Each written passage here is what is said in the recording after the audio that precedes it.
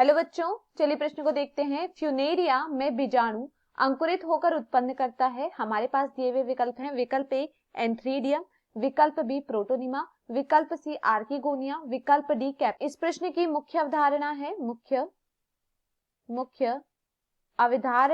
इस प्रश्न की मुख्य अवधारणा है फ्यूनेरिया बीजाणु। फ्यूनेरिया बीजाणु। देखिए, अगर बात की जाए फ्यूनेरिया के बीजाणु के विषय में, तो देखिए फ्यूनेरिया का जो बीजाणु होता है यह 12 से 20 माइक्रोन व्यास का होता है। यह 12 से 20 माइक्रोन व्यास का होता है। यह क्या होते हैं? 12 से 20 माइक्रोन व्यास के होते हैं। यह गैमेटोफाइटिक पीढ़ी के पहली कोशिका की प्रतिनिधित्व करते हैं। यह क्या है? यह जो गैमेटोफाइटिक पीढ़ी होती है, पीढ़ी की पहली कोशिका का प्रतिनिधित्व करते हैं।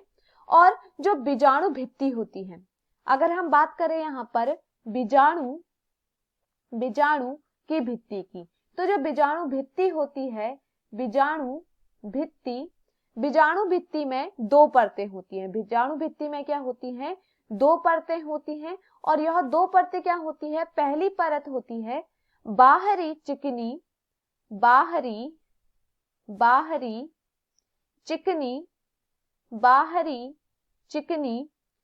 चिकनी भूरे रंग की, बाहरी चिकनी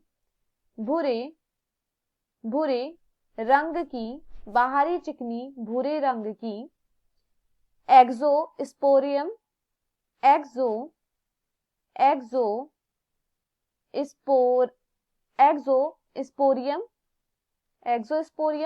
और दूसरी होती है भीतरी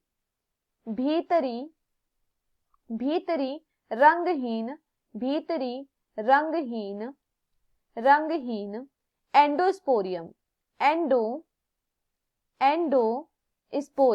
एंडोस्पोरियम। तो देखिए यहाँ पर क्या हमें देखने को मिलता है, जो बीजाणु की भित्ति होती है उसमें दो परतें होती है। पहली होती है बाहरी चिकनी भूरे रंग की एक्सोस्पोरियम और दूसरी होती है भीतरी रंगहीन एंडोस्पोरियम। देखिए, जब क्या होता है, जो फ्यूनेरिया के बीजाणु क्या होते हैं? अंकुरित होते हैं।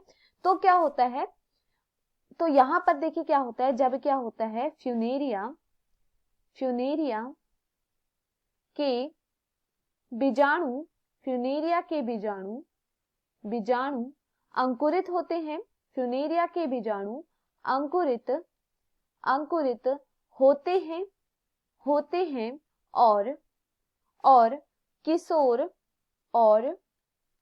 और किशोर फिलामेंटस अवस्था देते हैं। यह क्या करते हैं? जब यह अंकुरित होते हैं तो यह कैसी अवस्था देते हैं? किशोर फिलामेंटस अवस्था देते हैं। फिलामेंटस अवस्था